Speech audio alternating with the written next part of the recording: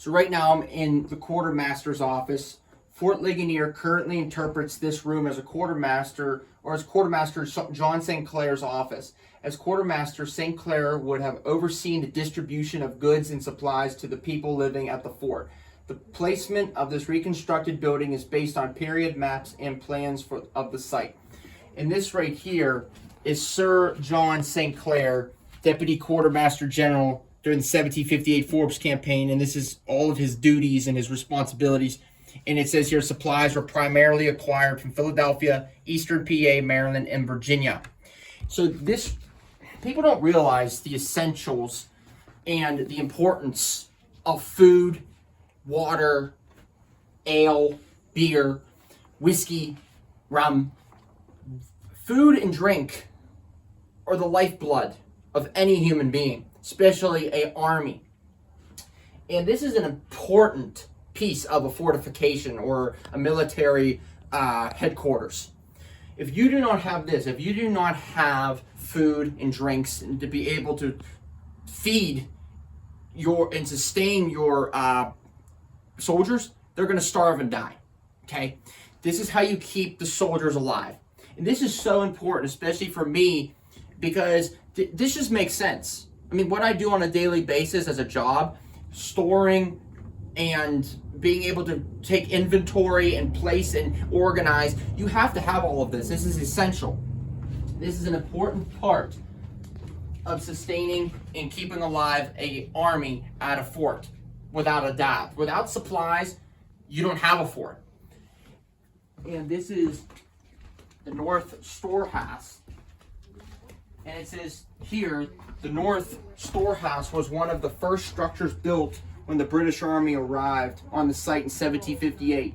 The storehouse kept food and supplies for the entire Forbes campaign, which numbered more than 5,000 men, women, and children. The location of this reconstructed building is based on period maps and plans for the site. So this is a storehouse where they would keep more of the food and the supplies for not only the soldiers, but also the civilians living at this fort as well.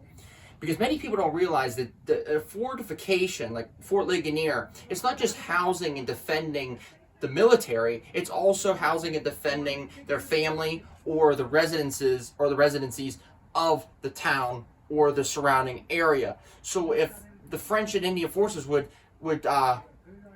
invade this area, the civilians would then retreat into the fort. And if the fort was being besieged and the civilians couldn't escape, they would need food and supplies to be able to feed the civilians, not only the military, but also the civilians, because they were being housed and protected in the fort as well. But this is a very important part, like I said before, of a fortification such as Fort Ligonier right now. So right now I'm on the back side of the fort, but meaning the back side, meaning I enter through the museum through the front, and then this is the back side. I mean, a fortress is going to have north, south, east, west. I don't know what side I'm on. I don't have a compass. But this is a reproduction of what the fortifications on the walls would have looked like outside of the fort. So right here we have an outer perimeter, meaning an outside defensive fortification wall. So as you can see that there's a gate right there. So that gate would be closed to the attackers coming outside of the fort. If the attackers get through that gate, or if they even are able to make it over the wall, then they have to come here. That gate would be closed right there.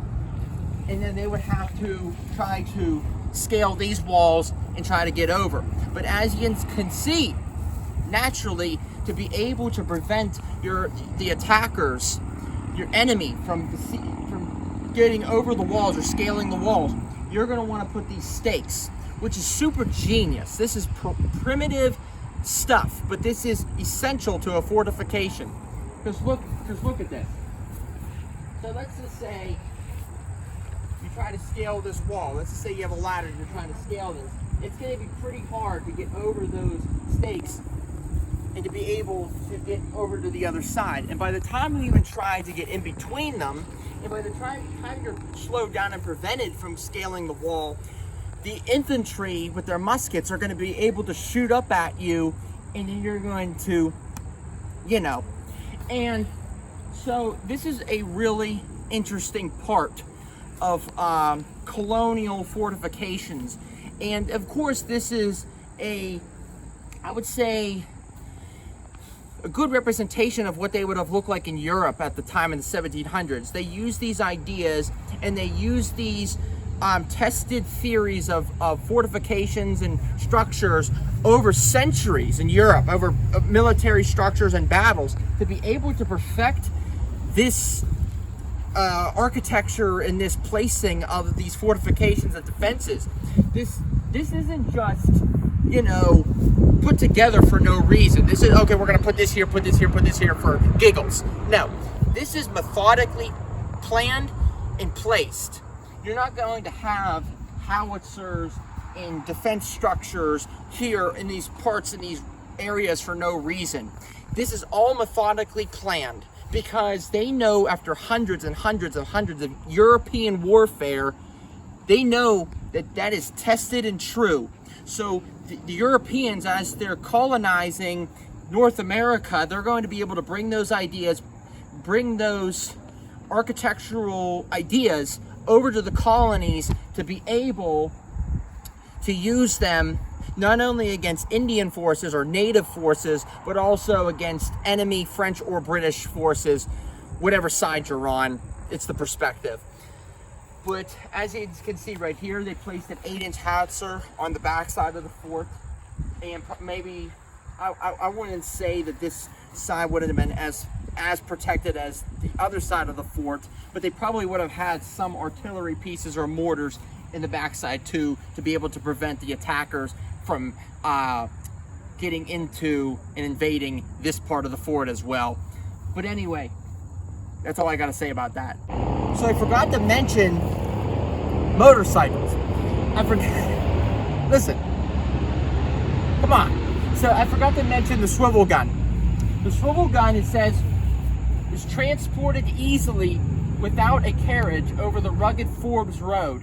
An artillery crew of 2 or 3 soldiers operated the bronze small half-pound gun mounted on a yoke swivel in the fortification for firing at close range. Common sense of what it does. So as you can see, it swivels. That's why it's called swivel gun. So right here, what you're going to do is, if the attackers, let's just say that gate's closed, okay, if the gate's closed, all of a sudden, let's just say the attackers are coming to this first line of defense, trying to get into the fort, to attack the fort. What you're going to do, you might have like a box or something right here, because the guys back then weren't as tall. They're not, I'm 5'8". Some of the guys back then were probably 4'10" to 5'4", 5'5". They're not really tall. Nutrition, you know what I mean? So they're going to have something to prop them up. So when the attackers, let's just say the French or Indian forces, are trying to attack the walls of the fort, these swivel guns naturally are going to be very essential.